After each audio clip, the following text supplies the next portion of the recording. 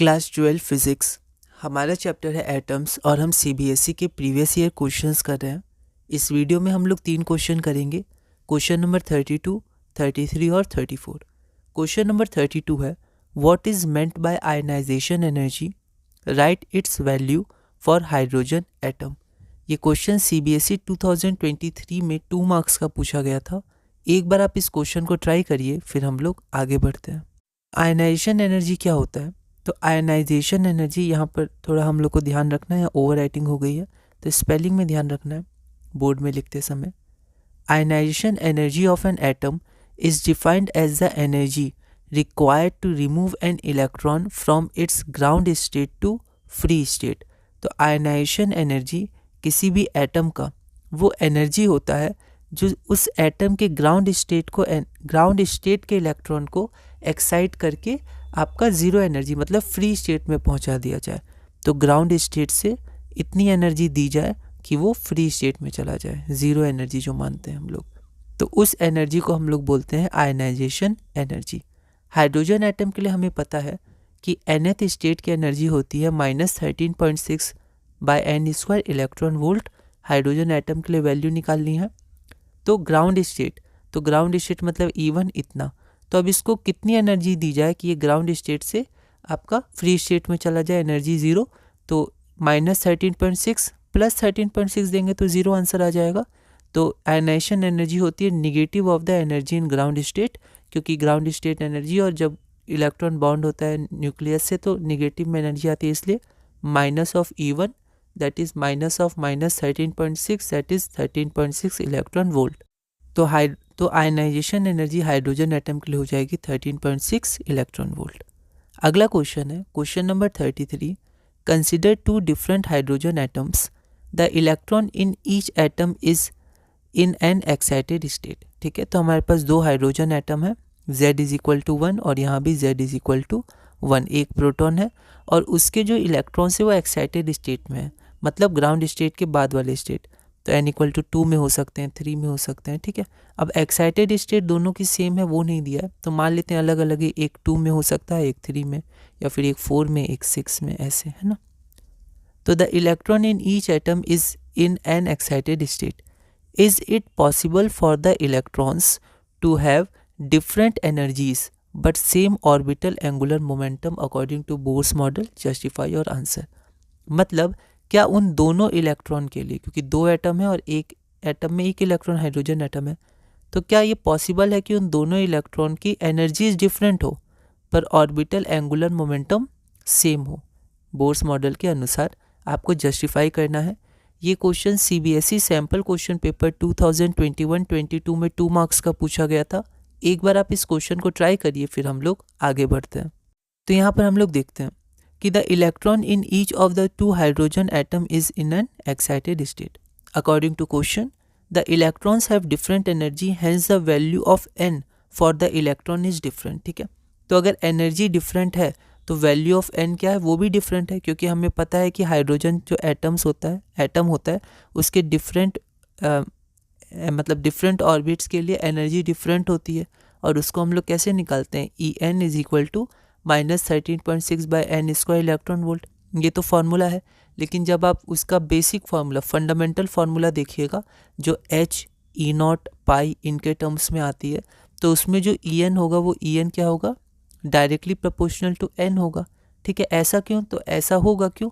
क्योंकि जैसे जैसे आपका n बढ़ेगा वैसे वैसे आपका एनर्जी की वैल्यू भी बढ़ेगी, क्योंकि हमें पता है कि जो सबसे ग्राउंड स्टेट की एनर्जी होती है वो सबसे ज़्यादा निगेटिव होती है, फिर बढ़ती है। बढ़ना मतलब निगेटिव से बढ़ना मतलब कम निगेटिव होना, तो ये कम निगेटिव होती है -13.6, ये -3.4 के आसपास होती है, ये और बढ़ती है, फिर और बढ़ती है और लास्ट में ज़ीरो आ जाती है। तो जैसे जैसे हम लोग आगे बढ़ते हैं, जैसे जैसे n की वैल्यू बढ़ती है 1 2 3 4 5 6, एनर्जी भी तो बढ़ती है ना। तो एनर्जी आपकी इंक्रीज़ होती है, यहाँ पर साइन के संग इंक्रीज़ बोल रहा है, मैग्नीट्यूड में तो घटेगी पर साइन के संग इंक्रीज़ होती है। ठीक है, क्योंकि निगेटिव से बढ़ना मतलब कम निगेटिव होना, आगे बढ़ना ज़ीरो। तो यहाँ पर क्या हो गया, क्योंकि अगर उनकी एनर्जीज अलग अलग है मतलब n की वैल्यूज़ अलग अलग है। ठीक है, मतलब वो दोनों एक एक्साइटेड स्टेट में नहीं है, वो दोनों अलग अलग एक्साइटेड स्टेट में है। ठीक है, hence the value of n, यहाँ पर according to question the electrons have different energies, hence the value of n for the two electron is different as En is directly proportional to n, जो fundamental formula होता है उसके अनुसार, ठीक है। According to Bohr's second postulate, अब हमें पता चल गया कि n की वैल्यू अलग अलग है। अब क्वेश्चन क्या पूछा है, क्वेश्चन पूछा है क्या उनके angular momentum, orbital angular momentum same होगा, ठीक है। तो अब एंगुलर मोमेंटम होता कितना है बोर्स सेकेंड पोस्टुलेट के अनुसार, ln is equal to NH/2π, तो ये भी डिपेंड करता है n पे। तो अगर n की वैल्यू अलग है तो ln की वैल्यू भी अलग होगी, मतलब ऑर्बिटल मोमेंटम भी अलग होगा, ठीक है। मतलब क्योंकि n की वैल्यू अलग आ गई है, अब angular momentum in nth orbit is directly proportional to n, hence the angular momentum for the two electrons will be different, क्योंकि हमने अभी देख लिया कि n की वैल्यू डिफरेंट है। Therefore it is not possible for the electrons to have different energies but the same orbital angular momentum according to Bohr's model, जो हमारा रिक्वायर्ड आंसर है, ठीक है। तो लैंग्वेज फॉर्मेशन आप अपनी तरह से मॉडिफाई कर सकते हैं, ओके। यहाँ पर लास्ट में आप एक बार लिख दीजिएगा क्या पूछा गया, कोई क्वेश्चन में इज इट पूछा गया येस और नो में, तो नो आंसर हो जाएगा, not, it is not possible, ठीक है। अगला क्वेश्चन है question number 34, derive an expression for the radius of nth Bohr's orbit in hydrogen atom और energy of electron in the first excited state in H atom is minus 3.4 electron volt. Find the kinetic energy and potential energy in the ground state. ये दो question है।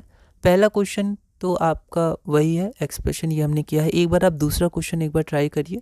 CBSE sample question paper 2019-20 में 2 marks का ये question दिया हुआ था। एक बार आप इस क्वेश्चन को ट्राई करिए, फिर हम लोग आगे बढ़ते हैं। तो यहाँ पर जो पहला क्वेश्चन है वो तो हमने किया हुआ है, तो सिमिलर क्वेश्चन नंबर 23 उसको आप देख सकते हैं, ठीक है।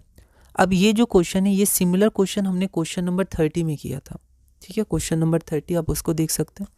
तो यहाँ पर क्या बस आपकी स्टेट की वैल्यू चेंज हो सकती है, वरना सिमिलर क्वेश्चन है। काइनेटिक एनर्जी होता है नेगेटिव और टोटल एनर्जी, तो पहले आपको टोटल एनर्जी फाइंड करनी होगी, और पोटेंशियल एनर्जी होता है 2 टाइम्स टोटल एनर्जी, है ना। तो यहाँ देखिए E2 का वैल्यू आपको दिया हुआ है, पर आपको क्या करना है, आपको ग्राउंड स्टेट के लिए फाइंड करना है। तो एक बार आप लिख दीजिए, पर ग्राउंड स्टेट के लिए आप डायरेक्ट फाइंड कर सकते हैं इसका बिना यूज़ किए। तो En बराबर -13.6/n² इलेक्ट्रॉन वोल्ट होता है, तो ग्राउंड स्टेट के लिए हो जाएगा -13.6 इलेक्ट्रॉन वोल्ट। और काइनेटिक एनर्जी ग्राउंड स्टेट के लिए है, तो negative of total energy in ground state मतलब -E1 इतना हो जाएगा। इसको हम लोग एक बार में कोशिश करेंगे अच्छे से बनाने का, ठीक है। और पोटेंशियल एनर्जी हमारा क्या हो जाएगा, पोटेंशियल एनर्जी हो जाएगा 2 टाइम्स द ग्राउंड स्टेट का एनर्जी, क्योंकि पोटेंशियल एनर्जी ग्राउंड स्टेट में पूछा गया है। तो potential energy is equal to 2E1 is equal to -27.2 electron volt, जो हमारा रिक्वायर्ड आंसर होगा। यहाँ से थ्योरी और लैंग्वेज आप लिख लीजिएगा, है ना, क्योंकि 2 मार्क्स का क्वेश्चन था, आपको कुछ लिख के आगे बढ़ना चाहिए। अगला क्वेश्चन है question number 35, show that the radius of the orbit in hydrogen atom varies as n², where n is the principal quantum number of the atom। ये क्वेश्चन ऑल इंडिया 2015 में 2 मार्क्स का पूछा गया था। ऐसा क्वेश्चन हम बना चुके हैं, ठीक है, पर फिर भी एक बार आप इसको देख लीजिएगा। अगली वीडियो में हम लोग क्वेश्चन नंबर 35 से कंटिन्यू करेंगे और धीरे धीरे अपने इस चैप्टर में आगे बढ़ेंगे।